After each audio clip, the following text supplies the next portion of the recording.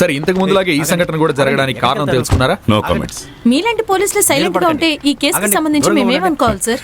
Responsibility ఉంది కాబట్టి silent గా ఉన్నాను. మీకు అది లేదు కాబట్టి ఏది కావాలంటే అది రాసుకోండి. సరే, హత్య చేయబడింది ఒక పోలీస్ ఆఫీసర్ కుటుంబం కదా. లేనిపోని పుకార్లు సృష్టించి జనాల్ని భయభ్రాంతులు గురి చేయొద్దు. కాస్త రెస్పాన్సిబిలిటీ మీరు కూడా తీసుకోండి. అంటే మీకు చెప్పినవన్నీ అవాస్తవాలంటారా? Hello sir, excuse me sir, control చేయండి. సార్ సార్ సార్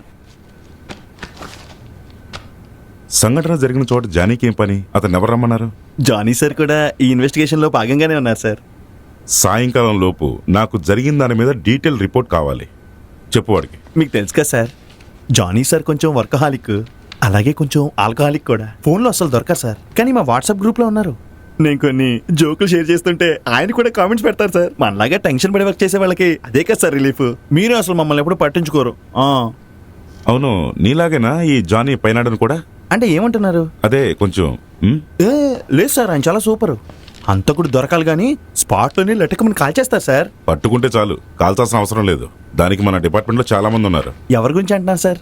అదిగా సార్, మన వాళ్ళలో తెలివైన వాళ్ళు తక్కువగా సార్. బయటికి పో సార్, నేను ఒక సెల్ఫీ తీసుకొచ్చా, ఫ్రెష్గా ఉన్నా. నేను nice to meet you sir. ఏం చెప్పు? సాహుల్ సార్ మాటల నుంచి నాకు ఒకటి అర్థమైంది సార్. ఈ కేసుని ఎవరో పెద్ద తలకాయకే అప్పగించబోతున్నారు. ఆయనకి మనలాంటి వాళ్ళు అనట్లేదు సార్. కొంచెం టైం ఇస్తే మనం చేస్తాం కదా. ఇదే విషయం ఆయనతో చెప్పాను సార్. ముందు హంతకుండా పట్టుకోరా, తర్వాత చూద్దాం అన్నాడు. నాకెందుకో మనల్ని పక్కన పెట్టి ఎవరో తెలివైన వాడిని రంగంలో దించేలా ఉన్నాడు. అది ఎవరే ఉంటారు సార్? చాలు, ఫోన్ పెట్టు. కాలినట్టుంది. ఫోన్ కట్ చేశాడు. బాగుపడే లక్షణాలు ఏం కనపట్లేదు సార్. నేను అన్వర్, జర్నలిస్ట్ని. ఏంటో చెప్పు. ఇప్పటి వరకు 6 హత్యలు జరిగాయి, మరో 4 జరగబోతున్నాయి అంటున్నారు. పోలీసులు ఈ విషయంలో ఏం చేయలేకపోతున్నారని బయట మాట్లాడుకుంటున్నారు. సాల్వ్ చేయకపోయావా? నేను ఒక ప్రెస్ రిపోర్టర్ని, మర్యాదగా మాట్లాడండి. పోరా, మీ వల్ల కావట్లేదని కొత్త ఆఫీసర్ వస్తున్నాడటగా. ఆ రాబోయే కొత్త ఆఫీసర్ ఎలా ఉంటాడో నాకు బాగా తెలుసు. నువ్వు కూడా వాడి ఫ్యాన్ అయితే బ్యానర్లు కట్టి పాలాభిషేకం చెయ్యి. వచ్చి నన్ను మాత్రం ఇలా కెలకద్దు. జర్నలిస్ట్ అండి.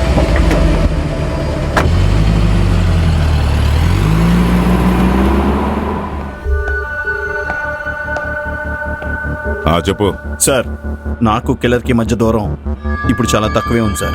వాడి కళ్ళు నాకు కనిపిస్తున్నాయి సార్. ఆడు కొట్టుకేస్తే ఇక్కడ కనిపిస్తుంది సార్. ఆవు నూనె స్మెల్ వస్తుంది సార్. ఏంటి? అదే సార్, ఆవాలు కొబ్బరి నూనె కలిపి చేస్తారు కదా సార్. మీరు పట్టుకోవడానికి ముందే నేను పట్టేసుకున్నాను సార్. రిపోర్ట్ చేద్దామని కాల్ చేశాను సార్. ఇడియట్. ఈయనకి కాలినట్టు